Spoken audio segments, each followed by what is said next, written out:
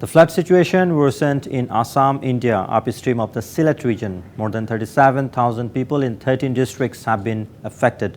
Water has risen in areas like Lakshmipur, Diburghar, Bishwanath and Tejpur. The Assam Disaster Management Department said that river water is flowing above the danger level in many parts of the state. Brahmaputra River water has risen in Guwahati. Floods and landslides have claimed at least 4 lives in the state in the last 24 hours. Union Health Minister Mansukh Mandavia urged the local authorities to take action to deal with floods and emergency health situations. In the meantime, at least 34 shelters have been set up along with the closure of educational institutions in many areas. Flash floods have also occurred in Meghalaya. Meanwhile, 2,000 tourists, including 23 Bangladeshis who were trapped in a landslide in Sikkim, India, have been rescued. U.S. Secretary of State Antony Blinken has arrived in Beijing for 2 days of meetings with Chinese officials. The trip marks the first visit by an American diplomat to China in almost 5 years. The U.S. officials said the main goal of the talks is to stabilize a relationship that has become extremely tense. It comes nearly 5 months after an earlier Blinken visit was postponed following the flight of a suspected Chinese spy balloon in U.S. airspace.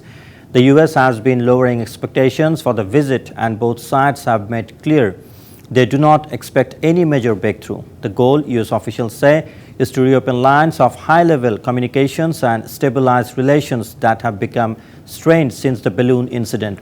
China has staged military exercises near Taiwan, which Beijing views as an integral part of China.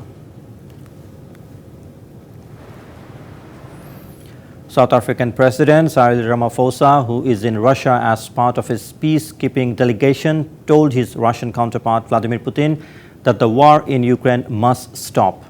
Ramaphosa laid out the 10 points of the African Peace Initiative that is seeking arrangements in a series of confidence-building measures, even as Ukraine last week began a counter-offensive to push back Russian forces. He added his delegation, consisting of 7 African leaders, came with a very clear message that this war has to be ended. Putin interrupted opening remarks by African leaders seeking to mediate in the Ukraine conflict to deliver a list of reasons why he believed many of their proposals were misguided. Communicate a very clear message. The 6th point.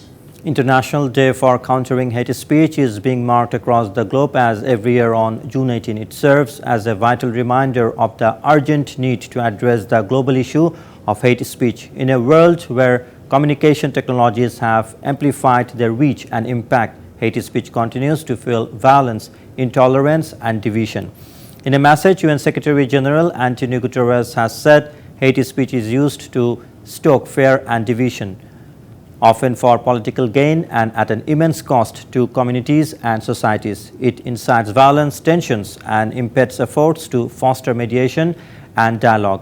It is one of the warning signs of genocide and other atrocity crimes. Hate speech is often aimed at vulnerable groups, reinforcing discrimination, stigma, and marginalization.